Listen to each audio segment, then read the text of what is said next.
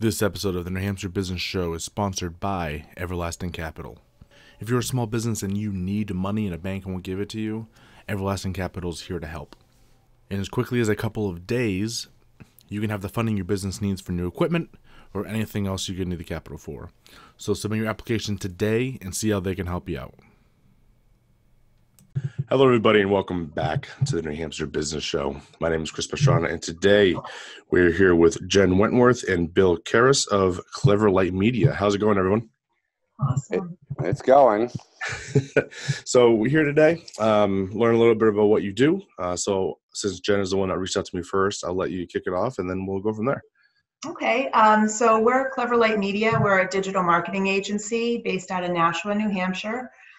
We have international clients, but we love to work local, build those relationships. Really, that's what our core is to build relationships. We're not looking for one-off opportunities. We want people to love working with us and continue to come to us with opportunities and requests and let us kind of get creative to figure out how we can support their marketing and online platforms. Okay. And Bill, do you want to introduce yourself as well? Yeah, I'm Bill Karras, also with CleverLight Media. I'm the owner of the company, and we've been doing this for a long time. I can't even count the number of years now. We've created so many relationships, and that's really the key focus of our business is it's not about the client. It's about the relationships that we create year over year. We work with some pretty big names in New Hampshire and Massachusetts and around the country and the world. It's a lot of fun. We're introduced to so many different industries. It gives us insight into everything that we do. That's awesome. So you said you've been doing this for a long time. Do you have a rough estimate of how long that's been? Sure. So way back when Google came out with this concept of AdWords, and it was a brand new thing. At the time, my friends and I, we decided that this would be an interesting game to play. And once we started playing that game, we realized we could make money doing it. And it was really the Wild West. So that was way back in 2001, 2002, that area of time. Wow. So I've been in this game for a long time. Yeah. And it never gets old because every year technology keeps changing. Digital marketing keeps changing. Everything keeps changing in such a way that it keeps it fresh. And like I said, because we work with so many different clients, industry types, we're exposed to all these different user psychologies and what people are looking for. And it really gives us insight into everybody's business in such a way that sometimes they don't even see it the way that we see it. And it's almost that aha moment once they talk to us. I didn't think of that. Yeah. Well, that's pretty interesting because, 2001, for people that don't realize, that pre-Facebook. Was MySpace even out at that point? MySpace was out at that point. They were about to get bought out for $1 billion and then go into the toilet. But yeah, this was the Wild West of the internet. And really, when I started this with my partners, digital marketing wasn't a word yet. It wasn't an industry. It was an idea that was failing very badly in the beginning. Google almost killed AdWords because it was failing so bad with fraud and whatnot. So it's interesting to see how this has developed and now to see where this is going. Yeah, definitely.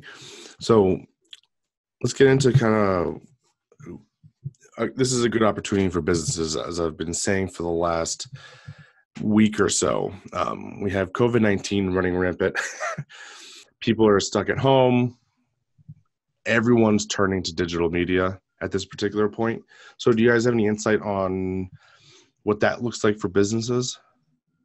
Well, we just had an article come out through Forbes magazine talking specifically about how important our industry is to support that point. It was saying now is not the time to take your foot off the gas in terms of your marketing, in particular your digital marketing, because now everyone's been forced inside.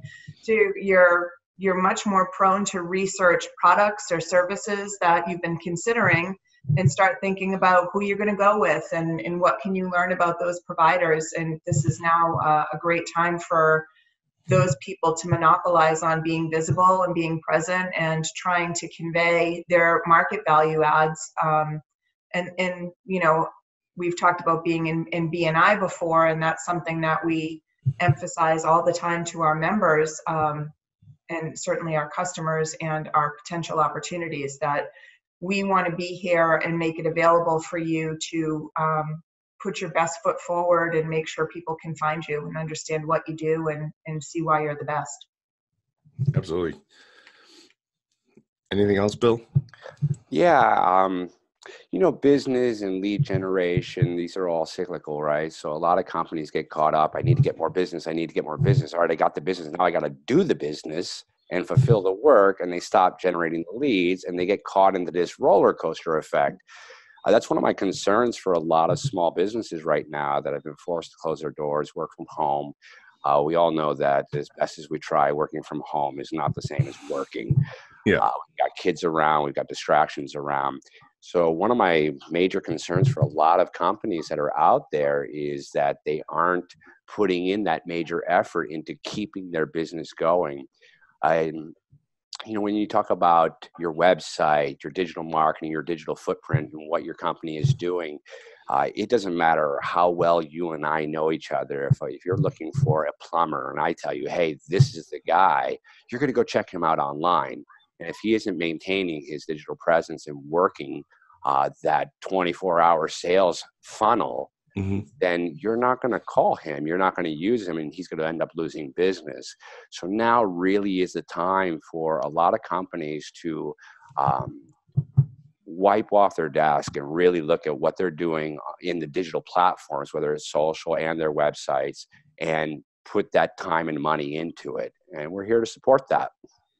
That's pretty good. Yeah, and what I've been seeing across the board is, because I deal with a lot of businesses, I said people are scared naturally, so they let that hit their business, and a lot of times, especially physical locations, just close, and then they're not doing anything. So they spend 2-3 weeks doing zero work, and then when they do open their doors, they're going to be like, oh wow, we're still dead, you know. That's right. And there are some people that are ramping up, and by the end of this they'll probably be in a better spot, at least. That's the hope. I mean, there are certain industries obviously that are going to have this sonic boom after everybody is free to go around and this all passes, because we're all cooped up and we need to get out. I think the big concern is, especially for small businesses and even for people, is we don't know how long this is going on for. We don't know what the real effects are going to be economically. So let me hoard everything that I have. The problem when you hoard your money in that type of fear model is that you still are paying for things and you start to bleed. And it's that bleeding of money going out without new opportunities and new business coming in and being prepared to accept that new business. That's where you get caught into this massive trap. It's almost like a drain you can't get out of. We are constantly in touch with our customers, making sure that they're putting their best foot forward. And we are definitely sympathetic and empathetic, because we are also a small business, to the needs of the community and what they're going through. So we're definitely able to work with them to help them put that best foot forward while maintaining a sense of security that they're not just throwing everything away. Yeah. Okay. So let's get into a little more what all of this means. So when people think of digital marketing, some people have no idea what it is. Most people don't. Yeah. So I remember this one conversation we were having with a woman, and we had said, yeah, we're going to do some digital marketing. And she's like, oh, I want digital marketing on my website. And just no idea what any of this meant. Right.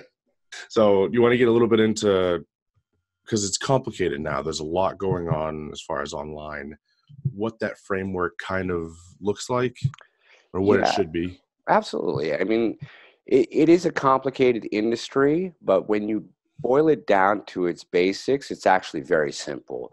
The idea is about generating business, right? And getting a return on your investment. Without a return on your investment, it doesn't work.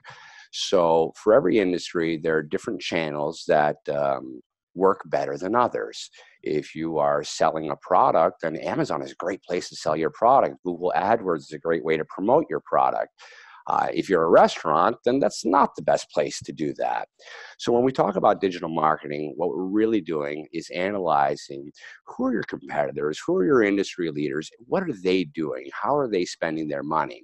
So if we were to talk about like an AdWords campaign, if I were to tell you, and I can go look, I can run an analysis on your major competitor, and if I told you that your major competitor is spending $5,000 a month, every month on ads to promote his business, and he's been doing it for the last 3 years consistently, so he's spending $60,000 a year. Do you really think he's losing money? And the answer, nobody can throw away that kind of money just to see what works. When people are doing things consistently, you find little gold mines. They found something that works. We know how to figure out what that is because we have all the tools to see what they've been doing. So digital marketing really is about figuring out who your audience is, what you're trying to sell them, what your value add proposition is, and then finding these people on the online channels that they are. So if I were looking for, not to put any kind of gender thing in there, sorry, but if I were looking for moms in the 35 to 45 range because my client has a product that is perfect for them, I'm going to hit them up right on Facebook. And I know that because my wife is on Facebook. She uses it a lot. I don't. And I don't like to be so generic in this concept and say it's this way or that way. But that is the psychology of digital marketing. Find your audience, the person, your ideal buyer, and then guide them to your website, your product, your service, and then from there, funnel them into a conversion. Okay. Yeah. Pretty basic. I mean, that is the basic concept. And of course, it can get very detailed and it can get very complicated depending on your industry. And the idea isn't to confuse people. That's why we try to be very transparent. We actually turn down customers that have unrealistic expectations. Yeah. Because the reality is, if you want it to be number one for your particular keyword phrase, and I go and I look to see who is number one for your keyword phrase, and I see that it's Wikipedia, what is it that you want me to do? You want me to beat out a conglomerate? Something that's so big, it's not realistic. Yeah. So my job is to be very transparent and not to spend people's money. It's to find the best place to spend money. Because if you're not making a return on investment, then what do I have? A client for a month, 2 months, 3 months? That doesn't work for us. That's not our business model. Our clients are 7 years, 8 years, 9 years. We have a 98% client retention rate because we find what works and we maintain that. Okay, that's awesome. That's really good. Do you have anything on that one, Jen? No, just to kind of touch on his funneling of how we do that. We've had a couple of really interesting conversations lately with some opportunities, and just to touch on that, this happens often in our conversations where we'll bring something to the table where the customer will say, I hadn't thought of that, or no one's ever asked me that, or I have spent $175,000 on marketing research in the past 2 years and no one has ever brought that to my attention. So that's stuff that we do for free on an intake phone call, just getting to know you a little bit. And, just going back to understanding the psychology of what happens to different audiences and what your services are. Just because you provide a service, you might need to speak to different audience types differently in order to get them to convert and to go through that process of building their trust and validating you and becoming a customer. So it's what we do really well. Outstanding. So you've been in business for a long time. What are your goals, or where do you see the company moving in the future? Like I said, we're in unprecedented waters right now. Are you looking to kind of stay where you are? Are you growing? What are you looking for? Well, I mean, that's a loaded question, right? Because yes. Obviously, the answer is to take over the world. Yeah, right. Obviously, we're looking to grow, and I definitely don't want to lead you down into a technology doomsday scenario, which I've had with a few of my clients. But when you think about what the next 5 to 10 years looks like, with AI, 5G that's coming out, augmented reality, a lot of these new technologies that are out there are not only going to revolutionize business, it's going to consolidate a lot of small companies. It's scary when I think about it, but the companies that embrace this new technology, I mean, truly embrace it from a digital marketing standpoint, how do I draw people in and utilize this to create a return on my investment? These companies are the ones that are going to survive. And a lot of these older school companies that are working off of word of mouth, that's going to start to fade away. I mean, when you look at Google, for example, right now, and you do a search, everybody does a search on Google for what they're looking for. Google shows you a bunch of ads. They show you some local businesses in your area, and then they show you 10 organic listings that rank there. When I look at the future, when you do a search on the Google at that time, you're really going to be presented with maybe 3 or 4 options, and they're going to be the 3 or 4 best options based on you, not based on everybody, but it's really going to start to tailor down to you. And that's where a lot of these advertising methods are going to really change. So one of the focuses that I'm constantly thinking about, and how do I do this before it actually happens, is to make sure that companies are positioned in such a way that they have a great reputation and a great brand. And we've already seen that things like Google reviews boost your search engine results. This is just the tip of the iceberg when it comes to that. And then when you look at take Amazon, for example. If you go to Amazon and I go to Amazon, we kind of see the same thing, right? I mean, the idea of Amazon is the same. But if I told you that within 5 years, once AI really comes out, that when you go to Amazon, I go to Amazon, and Jen goes to Amazon, we all have 3 different Amazons. There's an Amazon that's tailored for you, and there's an Amazon that's tailored for me to ensure that I buy what I want. It's almost like they're going to be providing me what I wanted before I even asked for it. And we're seeing evidence in that when all of a sudden you start talking about, you know what, I think I'd like to get a new car. And then all of a sudden these car ads start popping up. You didn't search for it. You just said it. You talked about it. Your devices are listening to you, and it's starting to market you. Now take that to that next level. And that's where companies need to start thinking about if they want to survive 5-10 years from now. Okay, outstanding. Cool. Well, thank you guys so much for joining me today. That's kind of running to the end of our time here. Where do people reach out to get more from you? Well, they can reach out to us. They can find us on CleverLight.com, CleverLight.com. From there, we have all of our contact information. But there is one thing, we're definitely very aware and, like I said, empathetic about what small businesses are going through. And like I said, we are always willing to work with people to help them achieve without putting this undue stress, and especially the financial stress. So one thing that I've been pushing out and offering to anybody and everybody just to help is I've been offering a year of free hosting. It gets your website online, maintains it, keeps it up. Our sites never crash. We use high-end cloud servers. We do the maintenance, so if there are any server updates, plugin updates, WordPress updates, we handle all of that for you. We do that on a daily basis with daily backups. We also provide a free SSL to keep it secure. We offer up to 2 hours of management work. So you need to add a page, send it to us. I always tell people, don't spend an hour doing something that takes me 5 minutes to do. We're offering 1 year free. With everything that's included, it's about a $2,000 a year value. I'm offering it no obligation, no hooks, just free. All they need is a WordPress website and to give me a call, and we'll be happy to help them out and save them a little bit of money right up front. Outstanding. Thank you so much. Appreciate your time.